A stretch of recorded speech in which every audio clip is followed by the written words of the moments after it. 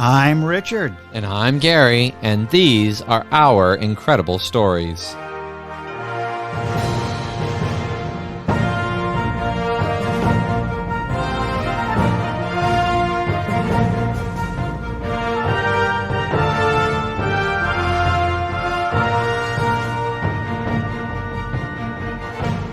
Hello and welcome back to all of our listeners around the world and across the United States. We're happy to have you here with us again.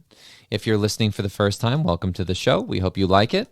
And if you really enjoy what you hear, go ahead and subscribe to the show and join us every Friday for new episodes. Today, we are going to be finishing up our story of Roanoke, and we left on a little bit of a cliffhanger there. Roanoke is one of the great American mysteries. We're not really sure what happened to the settlers who are on Roanoke Island, but we have some ideas. And today we're going to dive into some of those theories of where they went or if they were all massacred. Yes, indeedy, Gary. And last week we discovered that there was something about the unexpected death of George Howe that made everyone in the Roanoke Island colony want to move 50 miles inland. Which is not in the same direction as Croatan, which we had mentioned last week. We learned that they insisted that their governor, John White, return immediately to England for further assistance, and they agreed on a secret message system that would allow White on his return to find them and let him know if they were in any kind of distress. He promised to return in 3 months. It takes him 3 years, and that is where our story left off. Now, this colony arrived here in 1587, so without a doubt, they were the first English colony in America, in North America. There were 117 people of them altogether, 117 people, and they were sent by none other than Sir Walter Raleigh. This was his business venture. Now, Gary, let's start off with finding out who some of these people were that arrived here in North America to populate England's first colony. They had a charter from Sir Walter Raleigh, and they were relatively influential people, not London slum people. You wouldn't expect London slum people in a business adventure financed by Sir Walter. Oh, of course not. One of the Queen's Knights. So they weren't London slum people. There was John Jones. He was a physician. Well, a doctor in the New World would be a great thing to have in the colony. Sure. I can understand that. There was William Brown. He was a goldsmith. There was Anthony Cage. He was a sheriff. Maybe they looked to him to provide security for the colony. There was Thomas Harris, who was a member of the faculty at Cambridge University. Really? So they had an educator. And Richard Wildeye, a graduate of Oxford. So they certainly had some highly educated people among their group. But they also had, just to be fair about this, they also had a few convicted criminals among the group, but their crimes were relatively minor. They had been convicted of theft. Oh. And I imagine they were taken along because of some of their handy skills they might have had. Maybe they were woodworkers, maybe they were farmers, or, some of the skills you would need to have a successful colony. So I would imagine they were people of that nature.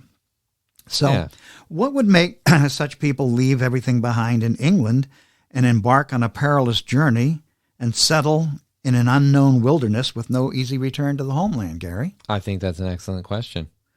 Well, I don't think a lot of people know that Sir Walter Raleigh was having problems attracting people to invest in Virginia, much less to actually go there and live there. So very few people, unless you're a serious scholar, knew that Raleigh was even having difficulty getting money behind his venture. Investments to have this go in the first place. People just looked at it as too risky, like maybe penny stocks today, investing in penny stocks today. So not only did he have a hard time getting people lined up to actually go, but he couldn't get the backers, the money backers for it either. It was very difficult. So we have to look at the possibility that the colonists may have left because of their religion. They may have been, Gary, what were called separatists. This was a Protestant religious sect that was unwelcome there in England, or in Catholic Spain for that matter. So, in fact, if they had been detected in North America by a Spanish military expedition, the Spaniards most likely would have attempted to wipe them out. Now, how were they different than, let's say, the Puritans? Okay, the separatists, they had views that were quite different from the Anglican Church, which was the official Church of England.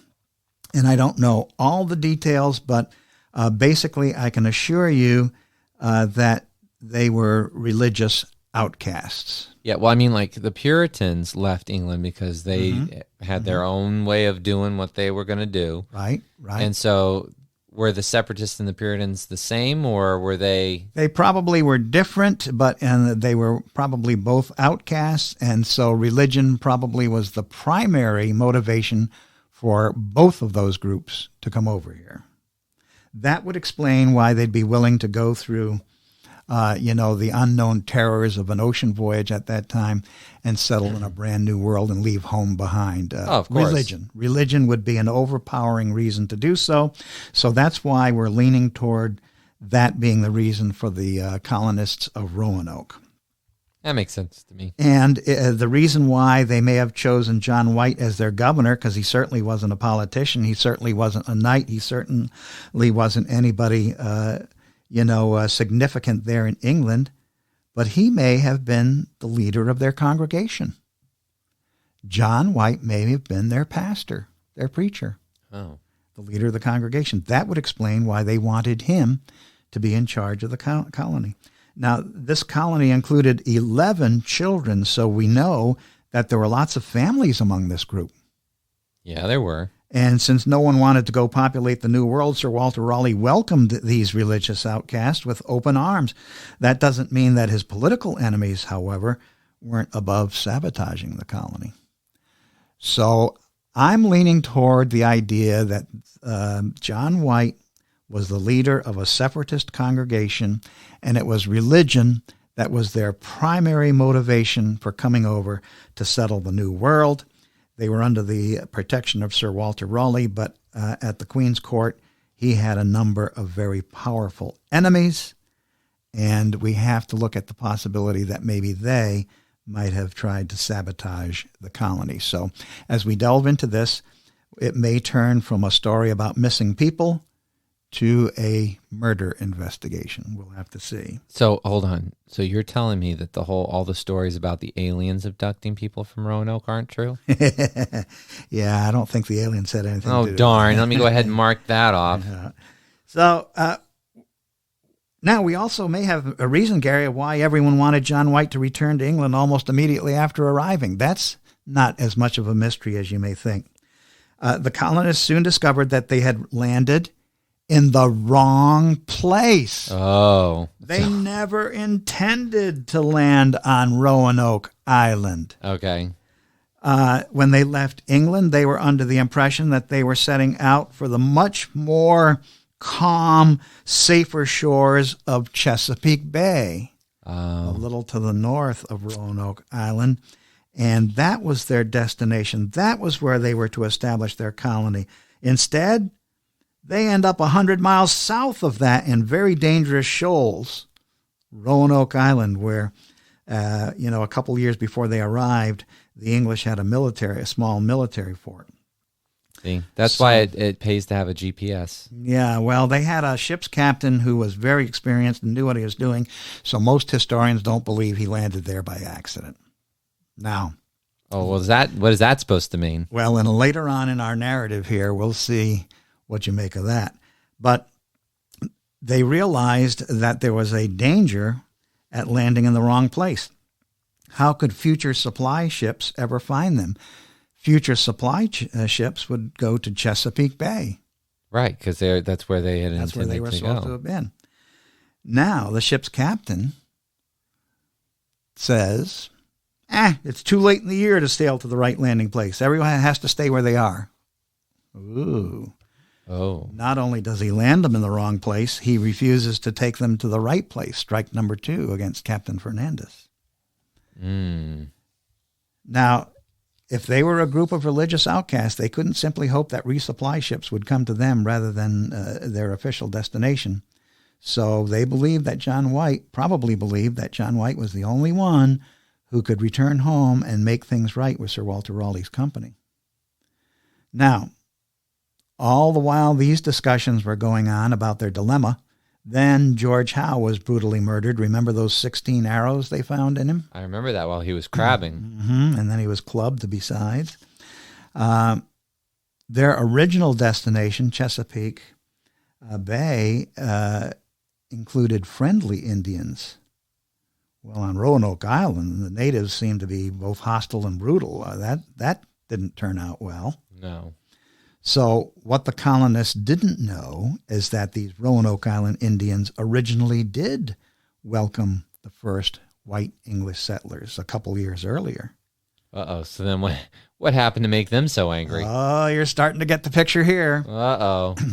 What our lost colonists didn't know is that the small military force that England landed there a few years earlier was headed by an army captain that acted like a madman. What did he do? What did he do? He destroyed the natives' food stores. He forced them to endure starvation.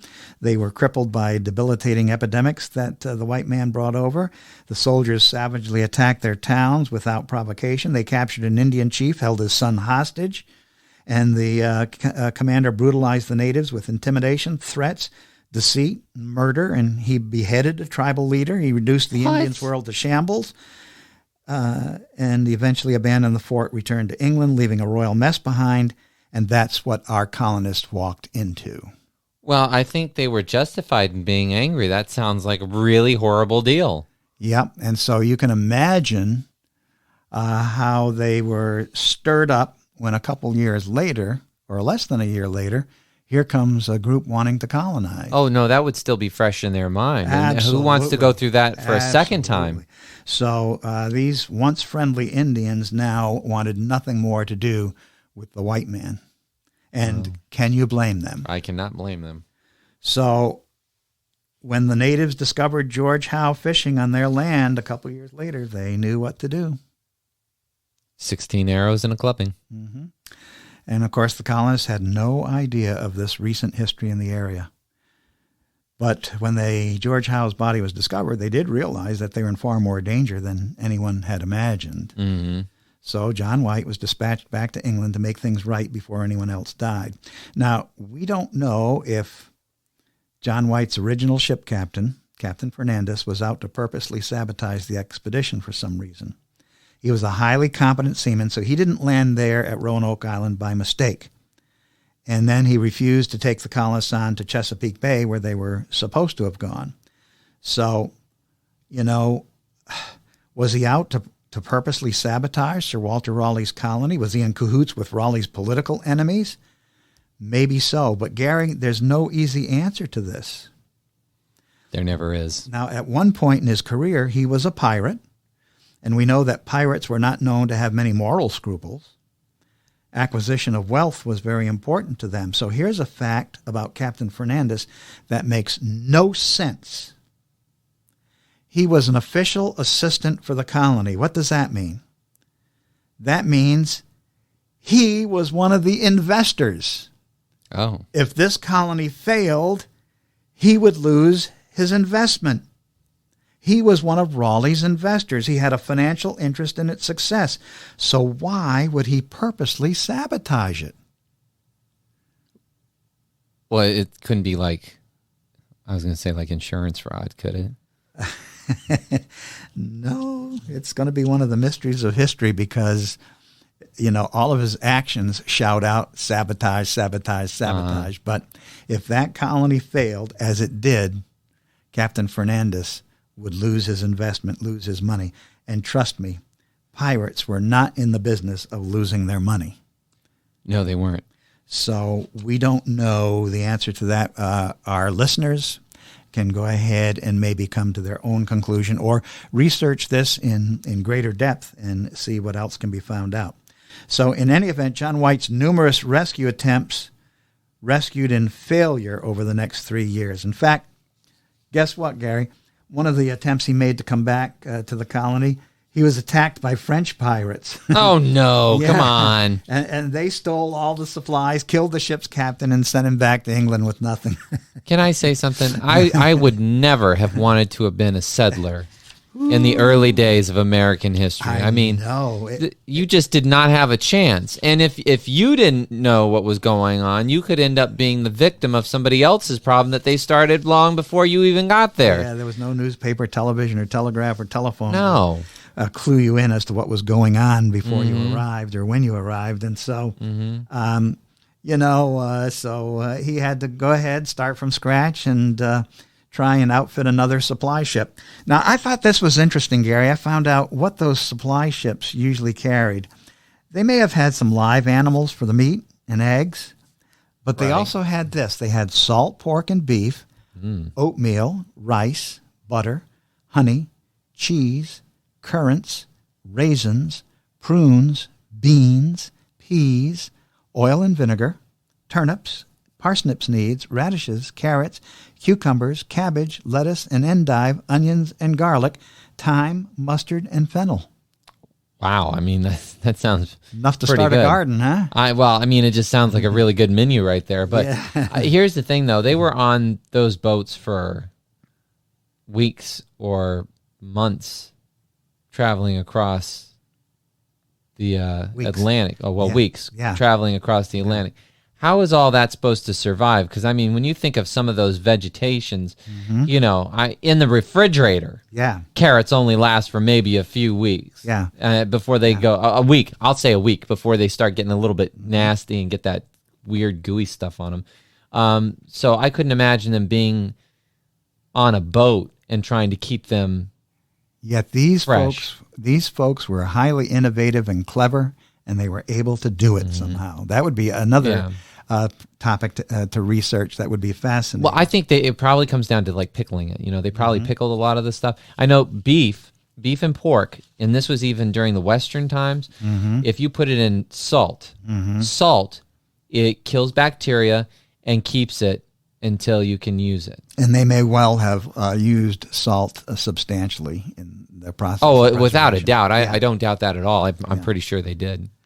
So we're going to the year 1590 now. It's 3 years since the colony first arrived on Roanoke Island, 3 years since John White left his friends and family behind, his daughter, his granddaughter, and he's finally able to return. And interestingly enough, once again, it's on a pirate ship.